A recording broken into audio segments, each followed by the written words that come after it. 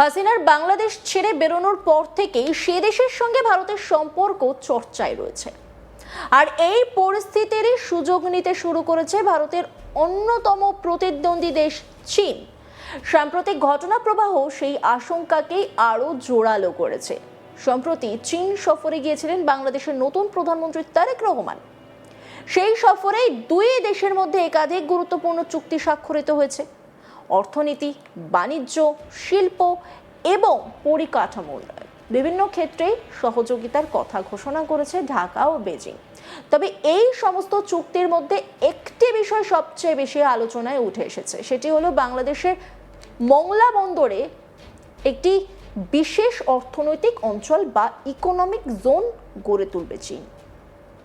এই ঘোষণার পর থেকেই ভারতের কৌশলগত মহলে উদ্বেগ বেড়েছে, কারণ মংলা বন্দর কোনো সাধারণ বন্দর নয়।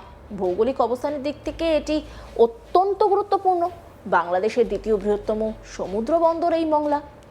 আর এই বন্দর কলকাতা শহর থেকে খুব বেশি দূরে নয়, মাত্র প্রায় 188 কিলোমিটার দূরত্বে অবস্থিত এই বন্দর। সুন্দরবন সংলগ্ন বাগেরহাট জেলায় এই বন্দরটি রয়েছে। তাই খুব স্বাভাবিকভাবেই এই চুক্তি নিয়ে চর্চা শুরু হয়েছে নয়াদিল্লিতে। বিশেষজ্ঞদের মতে বিষয়টি শুধু অর্থনৈতিক নয়, এর সঙ্গে জড়িয়ে রয়েছে নিরাপত্তা, সামুদ্রিক কৌশল এবং ভবিষ্যতের ভূ রাজনৈতিক সমীকরণ। বাংলাদেশে হাসিনা সরকারের পতনের পর থেকেই দুই দেশের সম্পর্ক কিছুটা অনিশ্চয়তার মধ্যে পড়েছিল। সেই সময় অন্তর্বর্তী সরকারের আমলে ভারতের বিরুদ্ধে বিভিন্ন ধরনের উস্কানিমূলক মন্তব্যও সামনে এসেছিল। সেই সময় বাংলাদেশের কিছু মৌলবাদী সংগঠনের পক্ষ থেকে ভারতের উত্তর পূর্বাঞ্চল অর্থাৎ 7 সিস্টার্স নিয়ে হুমকির কথা শোনা গিয়েছিল। এমনকি কলকাতা নিয়েও বিতর্কিত মন্তব্য সামনে এসেছিল। বর্তমানে বিএনপি নেতৃত্বাধীন সরকার ক্ষমতায় আসার পর ভারত ও বাংলাদেশের সম্পর্ক ধীরে ধীরে আবার স্বাভাবিক হওয়ার ইঙ্গিত মিলছে। দুই দেশই আবার পারস্পরিক সহযোগিতা বাড়ানোর চেষ্টা করছে, কিন্তু সম্পর্ক পুরোপুরি আগের জায়গায় ফিরে আসার আগেই নতুন করে সামনে এসেছে চীনের এই বড় পদক্ষেপ। জানা গিয়েছে মংলা বন্দরে বিশেষ অর্থনৈতিক অঞ্চল তৈরির দায়িত্ব দেওয়া হয়েছে চীনের একটি সরকারি সংস্থাকে। এই প্রকল্পের আওতায় শুধু শিল্প কারখানাই তৈরি হবে না, তৈরি হবে আধুনিক ওয়ার হাউস, বড় বড় পণ্য সংরক্ষণ কেন্দ্র, লজিস্টিক হাব এবং বিভিন্ন শিল্প পরিকাঠামো। অর্থাৎ ভবিষ্যতে এই বন্দরকে আরও বড় আন্তর্জাতিক বাণিজ্য কেন্দ্র হিসেবে গড়ে তুলতে চাইছে চীন।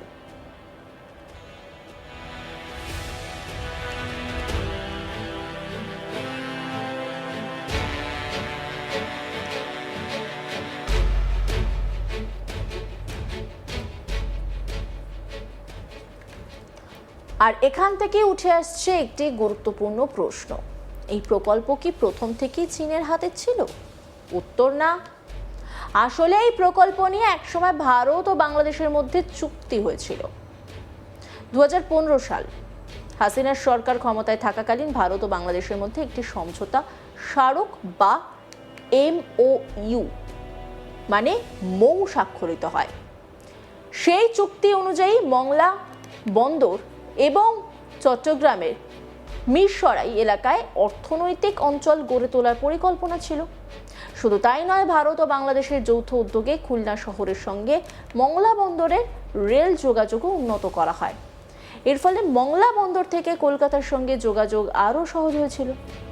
তখন মনে করা হয়েছিল এই বন্দর ভবিষ্যতে ভারত বাংলাদেশ বাণিজ্যের অন্যতম গুরুত্বপূর্ণ কেন্দ্র হয়ে উঠবে। কিন্তু 2024 সালে দেখা গেল রাজনৈতিক পরিবর্তন, আর তারপর পুরো পরিস্থিতি বদলে গেল। নতুন প্রশাসনের পক্ষ থেকে অভিযোগ করা হয় নির্ধারিত সময়ের মধ্যে ভারত প্রকল্পের কাজ শুরু করতে পারেনি। আর সেই অভিযোগের ভিত্তিতেই 2025 সালে ভারতের কাছ থেকে এই প্রকল্পের দায়িত্ব কেড়ে নেওয়া হয়। তারপর সেই প্রকল্পই দেওয়া হয় চীনকে।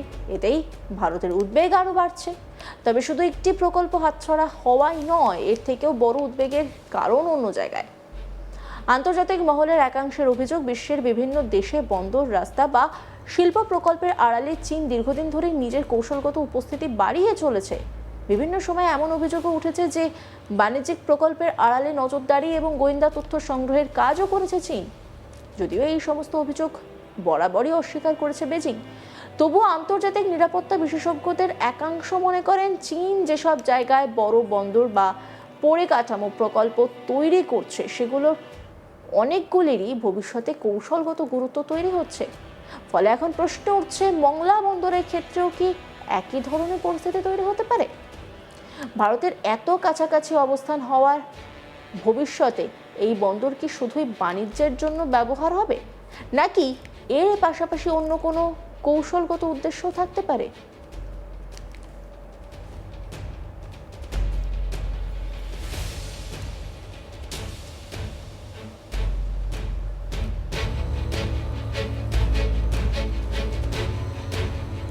যদিও এই মুহূর্তে এমন কোনো সরকারি প্রমাণ সামনে আসেনি, তবুও নিরাপত্তা বিশ্লেষকদের একাংশ বিষয়টি নিয়ে সতর্ক থাকার পরামর্শ দিচ্ছেন। আরও একটি বিষয় ভারতের কাছে অত্যন্ত গুরুত্বপূর্ণ, সেটি হলো বঙ্গোপসাগর।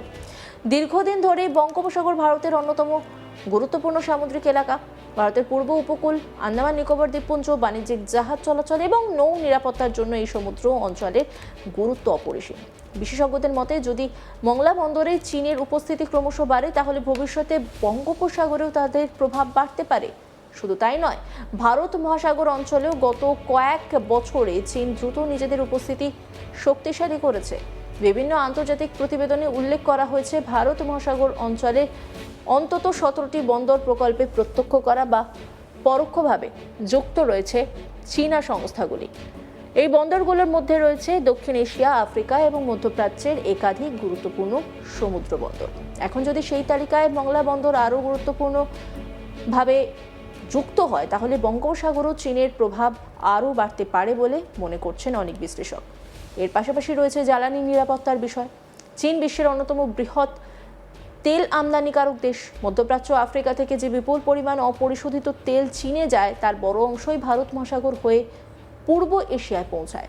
এই সমুদ্রপথ চীনের জন্য অত্যন্ত গুরুত্বপূর্ণ, তাই সমুদ্রপথে নিজেদের উপস্থিতি বাড়ানোর চেষ্টা বহু বছর ধরেই করছে বেজিং।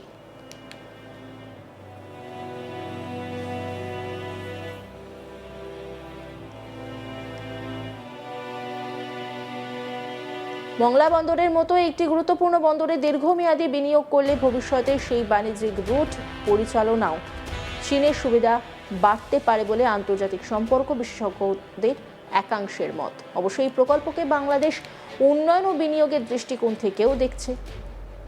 ঢাকার দাবি, বিদেশি বিনিয়োগ এলে কর্মসংস্থান বাড়বে, শিল্প গড়ে উঠবে এবং বন্দর ব্যবস্থাও আরও আধুনিক হবে। অর্থাৎ বাংলাদেশের কাছে এটি অর্থনৈতিক উন্নয়নের একটি বড় সুযোগ। অন্যদিকে ভারতের কাছে বিষয়টি কেবল অর্থনীতির নয়, বরং কৌশলগত ভারসাম্য রক্ষারও প্রশ্ন।